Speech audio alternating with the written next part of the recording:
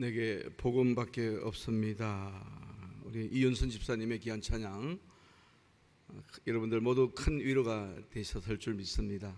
저도 오늘 특별히 큰 은혜가 되었습니다. 마음에 아주 큰 감동을 주신 우리 이윤순 집사님의 찬양 감사합니다. 참 좋으신 우리 하나님의 은총과 평화가 예배드리는 우리 교우들 모두에게 함께 하시기를 다시 한번 주님의 이름으로 기원합니다. 또다시 우리는 이렇게 비대면 예배를 드릴 수밖에 없게 되었습니다. 방역 수칙을 나름대로 열심히 지켜온 우리로서는 너무나 속이 상하고 마음이 안 좋습니다. 이렇게 똑같은 상황이 자꾸 반복되다 보니까 이제는 지칩니다. 많이 지칩니다. 그리고 세상은 참 우리의 바람대로 되는 것은 아니구나라는 생각도 절실하게 하게 됩니다. 그렇다고 해서 바이러스에게 너는 참 염치도 없구나라고 말할 수도 없습니다. 어떻게 보면 이런 일을 빚어낸 것은 우리 인간의 오만 때문입니다.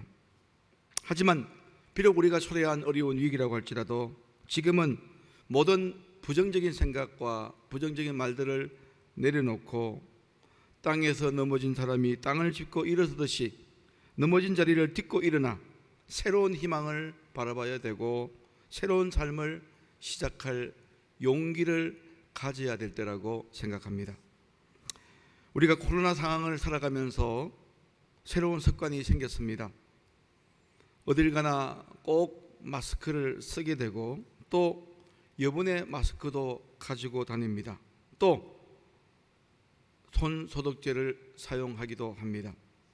그리고 외출하고 들어오면 반드시 손을 씻게 됩니다. 요즘은 날씨가 덥다 보니까 손을 씻을 때 얼굴도 함께 씻게 됩니다. 정말 어려운 것도 많았지만 이런 것도 많았지만 코로나 상황을 통해서 우리에게 이렇게 좋은 위생을 청결하게 하려고 하는 좋은 습관도 생긴 것 같습니다. 저는 코로나 상황이 아니었을 때도 몸과 마음의 피로가 쌓일 때마다 계절과 관계없이 찬물로 세수를 하곤 했습니다. 어린 시절 저희 어머니는 제가 공부할 때 공부하다가 졸리면 수도가에 나가서 찬물로 세수하라고 말씀하셨습니다. 그렇게 찬물로 세수를 하게 되면 피로도 씻겨져 나가고 심기일전도 할 수가 있었습니다. 이슬을 머금은 풀꽃들이 우리 마음에 청신함을 주듯이 찬물로 세수를 하고 나면 기분이 한결 나아지곤 했습니다. 현대인들은 다 피곤합니다. 피로는 만병의 근원이라는 말도 있습니다. 길거리를 다니다가 누구든지 마주하면 얼굴에 지친 기색이 가득합니다. 모두가 다 피로해 보입니다. 그래서 어떤 분이 오늘 우리가 살고 있는 이 세상을 피로 사회라고도 했습니다. 피로라는 단어를 한자로 살펴보니까 정말 재미있는 표현이 담겨 있더군요. 피로라는 한자를 보면 피자는 지칠 피자고 로자는 일할 로자인데 지칠 피자를 자세히 보세요. 병질 음변에 가죽 피로 구성되어 있습니다. 지치고 피곤한 사람의 얼굴빛은 색깔로 드러난다. 그래서 그런 말도 하지요. 병색이 완연하다라는 말도 합니다. 그 다음에 피로의 로자는 일할 로자인데 아래에 힘력자가 있고 위에 불화가 두 개가 있습니다. 힘을 쓰다 보면 자꾸 위로 화가 올라가고 열이 올라가서 열이 집중되면 병에 걸리지 않습니까? 힘을 너무 쓰다 보면 그 과도한 힘이 병이 될 수가 있다는 것입니다. 그런 의미에서 피로라는 한자어는 병적인 상태에 있다라는 것을 말해줍니다. 내가 오늘 너무 피로하다, 피로한 인생이다라고 생각할 때 이미 우리는 병 속에 들어가 있다는 것을 암시해주고 있습니다. 그래서 그런지 사람들의 얼굴을 보면 아기 얼굴을 빼놓고서는 피곤해 보이지 않는 얼굴을 찾아보기가 쉽지 않습니다. 아무리 화장발로 커버를 해도 안에서 나오는 광채가 없는 한 그 얼굴을 맑고 깨끗하다고 할 수는 없습니다. 왜 우리는 이렇게 피곤한 인생을 살 수밖에 없는 것일까요? 아마도 우리에게 주어진 과도한 일과 과도한 욕망과 그리고 그에 따른 안식과 쉼과 수면 부족이 아닌가 생각해 봅니다. 자, 여러분, 우리가 정작 쉬어야 되는데 우리가 쉬지 못하는 까닭은 무엇일까요? 편안하게 잠을 들고 고요한 밤에 편히 안식하고 싶은데 우리가 잠 못 이루는 밤도 지새야 되고 또 쉬지 못하는 까닭은 뭘까요? 쉬는 시간이라도 제대로 쉬면 힘이라도 생길 텐데 쉬는 것도 안식하는 것도 마음대로 하지 못합니다. 그러지 못하는 이유가 뭘까요? 중요한 이유가 몇 가지가 있을 것입니다. 그 중에 하나가 우리가 쉬는 순간 누군가가 우리를 앞질러 나가지 않을까 두렵기 때문입니다. 경쟁사회에서 남들과의 경쟁에서 이겨야 된다는 그 강박관념이 우리의 삶의 의식이든 무의식이든 지배하고 있기 때문입니다. 그리고 또 우리 속에 끝없이 쏟아나오는 욕망이 우리의 삶을 안식으로 이끌지 못하게 하고 있습니다. 6세기의 로마 철학자 보에티우스는 욕망을 가리켜서 장밋빛 쇠사슬이라고 이야기했습니다. 아주 절묘한 표현이라고 생각합니다. 욕망이란 언제나 장미꽃처럼 휘황찬란하게 다가오지만 결국 쇠사슬처럼 우리를 얽어매는 속박이라는 것입니다. 그래서 성경은 채울 길 없는 욕망의 질곡에서 허덕이는 사람들을 향하여 이렇게 말하고 있습니다. 전도서 1장 7절로부터 8절입니다. 모든 강물은 다 바다로 흐르되 바다를 채우지 못하며 강물은 어느 곳으로 흐르든지 그리로 인하여 흐르느니라. 모든 만물이 피곤하다는 것을 사람이 말로 다 말할 수는 없나니 눈은 보아도 족함이 없고 귀는 들어도 가득 차지 아니하도다.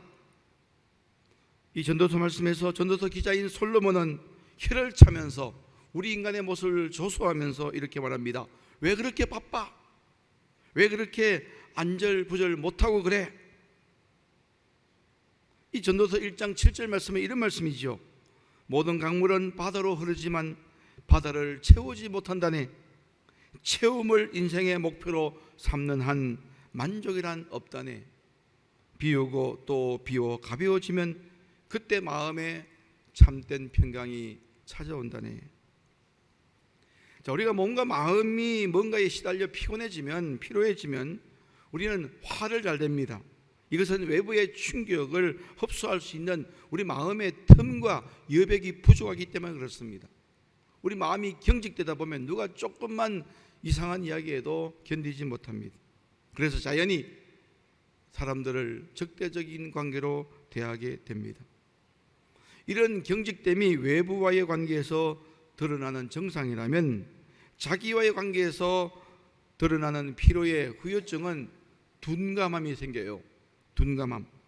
몸과 마음이 고단해서 나른해지면 우리의 반사신경은 둔감해집니다. 여러분, 졸음운전 해보셨습니까? 졸음운전을 하다 보면 의식적으로는 핸들을 돌려야 되겠다고 생각하는데 몸이 움직이지가 않습니다. 이렇게 몸과 마음이 피로해지면 우리는 하나님의 부르심에도 쉽게 응답하지 못합니다. 그리고 사람의 부름에도 사람의 요청에도 응답하지 못합니다. 저는 인간은 응답을 잘하고 반응할 줄 아는 것이 인간이어야 되는데 응답하지 못하는 인생, 반응 없는 인생은 그야말로 무능한 인생 아닙니까? 몸과 마음이 피곤한 사람은 그들의 또 다른 증상은 자기 스스로의 가능성도 믿지 못합니다. 뭔가 새로운 일을 시작하려고 할 때 엄두도 내지 못하고 변화에 대해서도 늘 불안한 마음을 가집니다. 이게 아닌데 하면서 자기가 가야 될 속도를 잃어버리고 세상의 속도를 맞추다 보니까 늘 쫓기며 허둥대며 살아갈 수밖에 없다는 것입니다. 저는요 이렇게 생각합니다. 자신의 몸과 마음을 피로한 상태로 두는 것은 자기 몸에 대한 유죄 판결이라고 생각해요. 물론 좋은 피로도 있을 것입니다. 기분 좋은 피로도 있습니다. 운동을 하고 난 뒤에 느끼는 피로도 좋은 피로고 또 좋은 일을 하고 난 뒤에 느끼는 피로감도 좋은 피로입니다. 그리고 뭔가 자기 일을 성취하고 난 뒤에 느끼는 나른한 피로도 우리에게 흐뭇함을 주는 좋은 피로일 수 있습니다. 하지만 기쁜 나쁜 피로가 있습니다. 만성적으로 그냥 관습적인 피로가 있습니다. 창조적인 일들을 해낼 수 없을 것 같은 무기력증을 유발시키는 필요가 있습니다. 여러분, 우리의 삶이 뭔가 잘못되고 있음을 단적으로 드러내는 것들이 바로 이런 피로가 주는 후유증입니다. 여러분, 내가 몸이 지나칠 정도로 피곤하다는 것은 내 몸의 한계를 지키지 못했다는 것이고, 내 마음이 피곤하다는 것은 지나치게 마음을 썼다는 거 아닙니까? 왜 하나님께서 주신 우리의 몸과 마음을 조절하지 못하고 정상적으로 사용하지 못하고 이렇게 필요한 환경 속에 질질 끌려다닐 수밖에 없냐, 이것입니다. 그러므로 지나친 피로는 우리의 삶에 대한 유죄 선고라고 할 수가 있습니다. 더 중요한 것은 몸과 마음의 피로는 우리의 삶의 원천이신 하나님과 단절되어 있음을 나타내는 아주 결정적인 징표라는 것을 기억해야 될 것입니다. 이사야서 57장 10절에서 이사야 선지자는 우리에게 이렇게 지적하고 있습니다. 내가 길이 멀어서 피곤할지라도 헛되다 말하지 아니함은 내 힘이 살아났으므로 쇠약해지지 아니함이라. 이 말씀 좀 난해한 말씀인데요, 이 말씀은 이런 말씀입니다. 우리가 욕망을 채우기 위해서 어떤 우상이나 이상한 신을 찾아서 나가는 여행길이 고되고 지쳐설지라도 그것을 헛수고라고 말하지 않습니다. 그리고 또 이렇게 지친 것들, 내가 찾는 헛된 우상들, 헛된 욕망들이 채워줄 것이라고 착각하고 있다는 것입니다.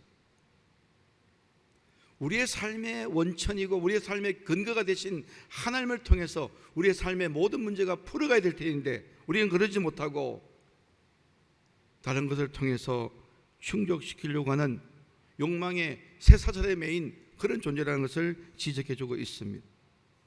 여러분, 우리는 항상 힘들다, 피곤하다 하면서도 불구하고 항상 우리는 옛날 신앙생활을 하기 이전의 삶의 방식을 고수하고 있습니다.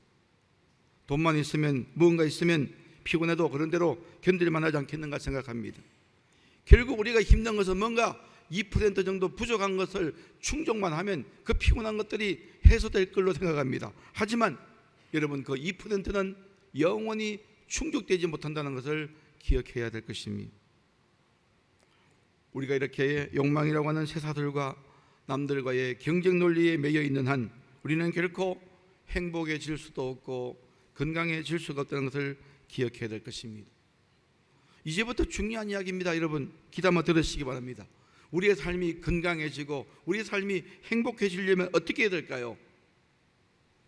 내 스스로가 아닌 새로운 곳에서 그 활력과 기쁨을 찾아야 되는 줄로 믿습니다. 오늘 이사야 선지자는 오늘 본문인 이사야 40장 28절에서 29절까지 말씀을 통하여 이렇게 말씀합니다. 너는 알지 못하였느냐? 듣지 못하였느냐? 영원하신 하나님 여호와 땅 끝까지 창조하신 이는 피곤하지 않으시며 곤비하지 않으시며 명철이 한이 없으시며 피곤한 자에게는 능력을 주시며 무능한 자에게는 힘을 더하시나니.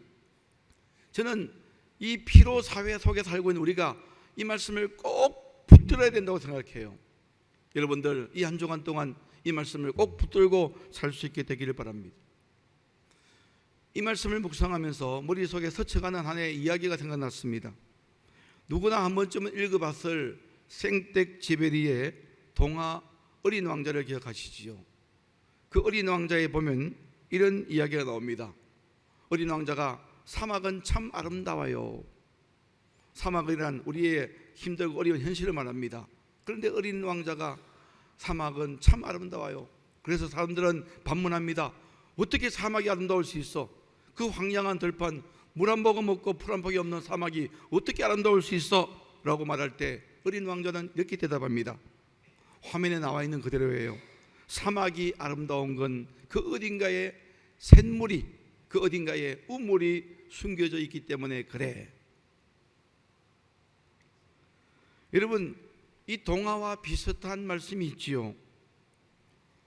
요한복음 4장에 보면 사마리아 수가성 우물가에서 한 여인과 예수님이 만납니다. 사마리아 수가성에 살고 있던 한 고독한 여인에게 예수님은 이렇게 말씀하십니다. 요한복음 4장 14절입니다.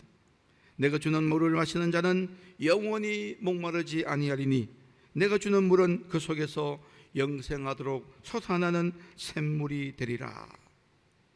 그 고독한 여인은 이렇게 말씀하시는 분과 만나 새로운 생을 살게 되었습니다. 여러분, 우리 주 예수 그리스도는 영원히 목마르지 않는 샘물인 줄로 믿습니다. 영원히 마르지 않는 우리 인생의 우물인 줄로 믿습니다.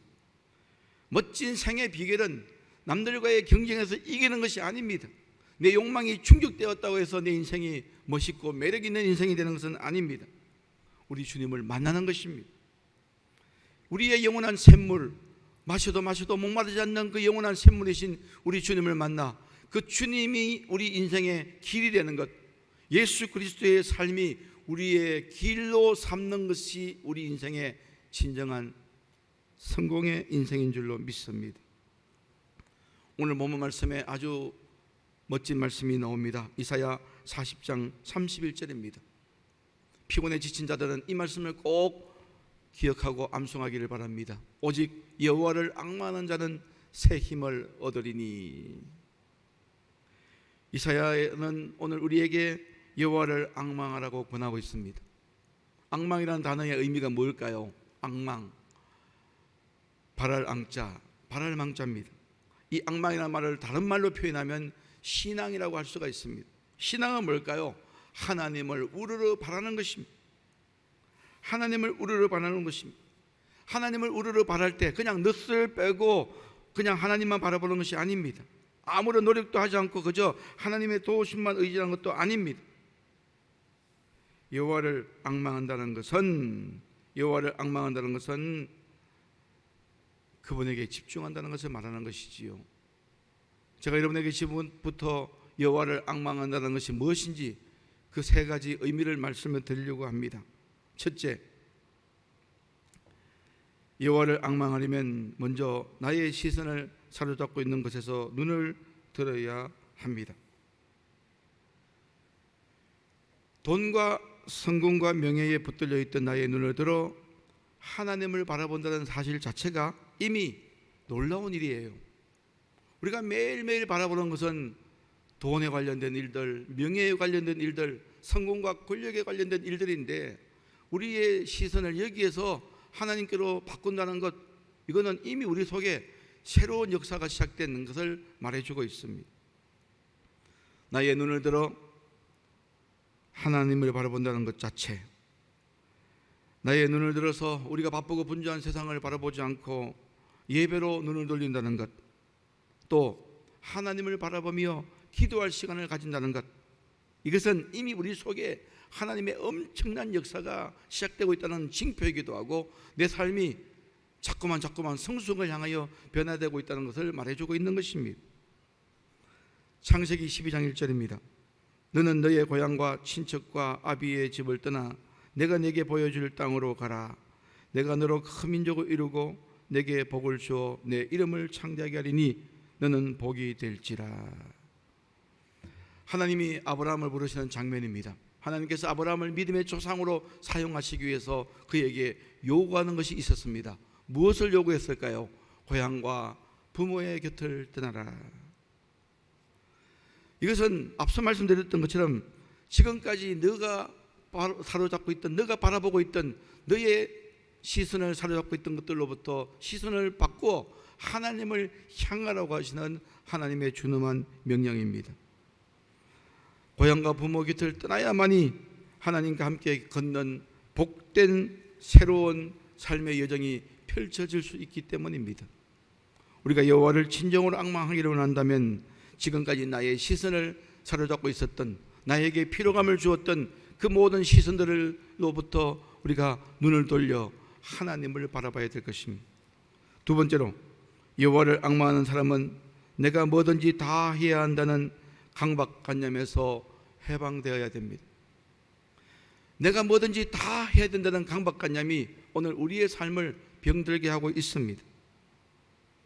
자, 여호와를 앙망하는 사람은 내가 뭐든지 다 해야 된다는 강박관념에서 놓여야 된다고 말하고 있는데, 이것은 자기 자신이 전능하지 않다는 것을 스스로 인식하라는 말씀입니다.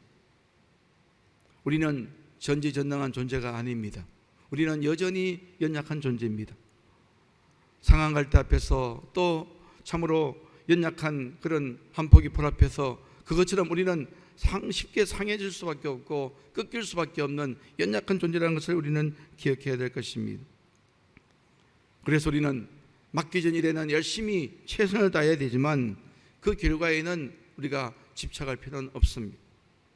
우리는 맡긴 일도 열심히 하고 또 결과에 대해서 집착하다 보니 우리가 하는 일들마다 힘들고 어려운 것입니다. 맡겨진 일에는 최선을 다하되 그 결과에 집착하지 마시기 바랍니다. 제가 좋아하는 한자 가운데서 진인사 대천명이라는 말이 있습니다. 여러분 잘 아시죠? 진인사 대천명. 사람이 할 수 있는 일을 다하고서 하늘의 뜻을 기다린다는 뜻입니다. 여러분, 믿음이란 진인사 대천명입니다. 믿음이란 전적인 맡김이에요. 하나님께 전적으로 맡기는 것입니다. 또 믿음이란 절대 의존적인 감정입니다. 하나님을 의지하되 그저 적당히 의지하지 않고 절대적으로 의지하는 감정이 바로 믿음입니다. 최선을 다했으면 족합니다. 나머지는 하나님이 하실 줄로 믿습니다. 이 마음을 가져야만이 우리는 우리 마음에 평안이 있고 위로가 있고 희망이 샘솟는 것입니다. 마지막 세 번째, 여호와를 앙망한다는 말에는 하나님이 시키는 일에 아멘 한다는 뜻을 가지고 있습니다. 여러분, 하나님이 우리에게 어떤 일을 시키실 때 아무 대책 없이 그냥 시키시는 것이 아니라 그것을 이루어낼 수 있는 수단도 주시고 시간도 주시고 사람도 붙여주십니다. 다시 말합니다. 하나님께서 우리에게 어떤 일을 맡기실 때 아무 대책 없이 우리에게 맡기시지 않습니다. 그 일을 이루어낼 수 있는 수단도 주시고 사람도 붙여주시고 시간도 주십니다. 그리고 우리 속에 있는 어떤 압박감이나 부담감이나 두려움도 몰아내 주십니다. 그런데 여러분, 우리 인생이라는 것이 항상 날마다 좋을 수만은 없는 까닭에 때로는 어려운 일도 겪게 됩니다.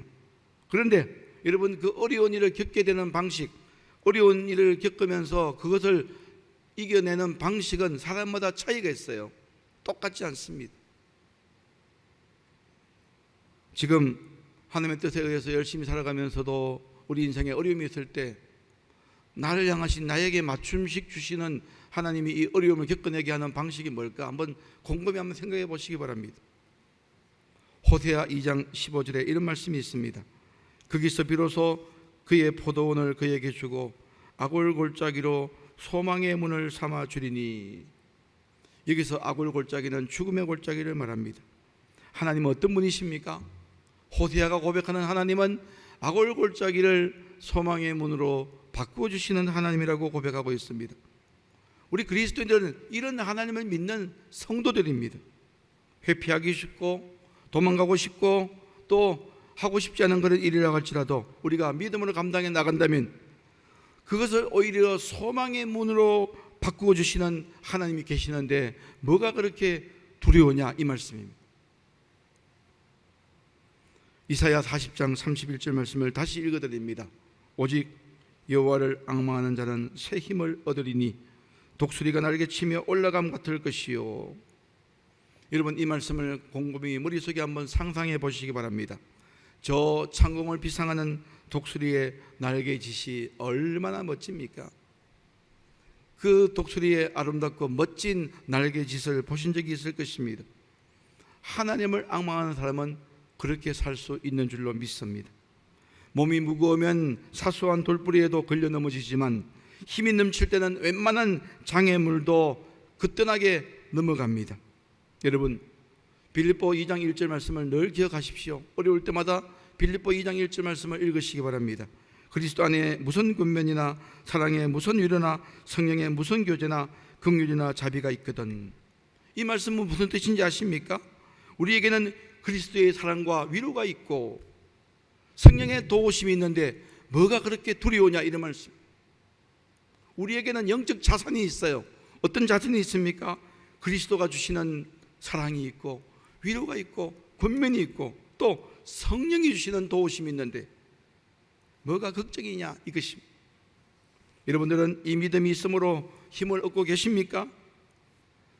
예수를 믿는다고 하면도 불구하고 맥없이 살아간다면, 삶에 아무런 기쁨이 없다면, 매일 찡거리고 웃음을 잃고 살아간다면 그것은 심각한 문제입니다. 그래서는 안 되지 않습니까? 왜 그렇게 사십니까? 살다 보면 지치고 낙심될 때도 있겠지요. 그러나 우리 성도들은 그렇게 살아서는 안 됩니다.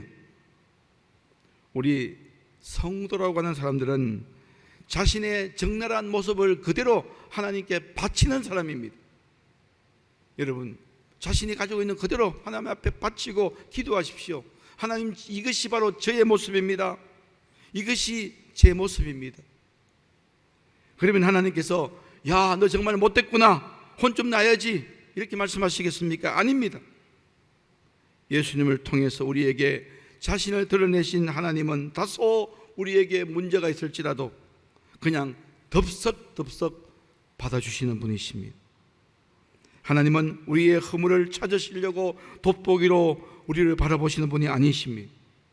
우리가 하나님 앞에 두 손 들고 헛된 마음을 버리고 그분을 앙망하며 그분 앞에 나가기만 하면 하나님은 성령으로 우리의 영혼을 충만케 하시고 우리의 실패와 고통과 좌절조차도 아름다운 생의 계기로 바꿔주시는 하나님이 내가 믿는 하나님이신 줄로 믿습니다.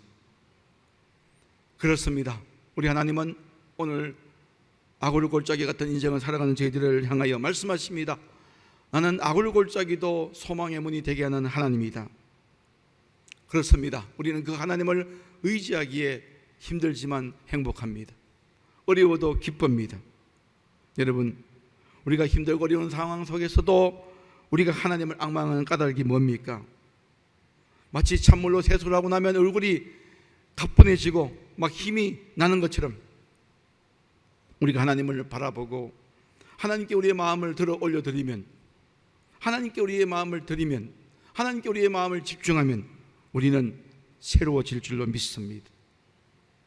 어렵고 힘든 일일수록 그때마다 현실을 바라보지 마시고 우리를 더 얽어매는 욕망 속에 함몰되지 마시고 또 남들에게 이기려고 하는 얄팍한 경쟁 논리로 살지 마시고 그럴 때일수록 더 진지한 마음으로 순수한 마음으로 하나님을 앙망하십시오.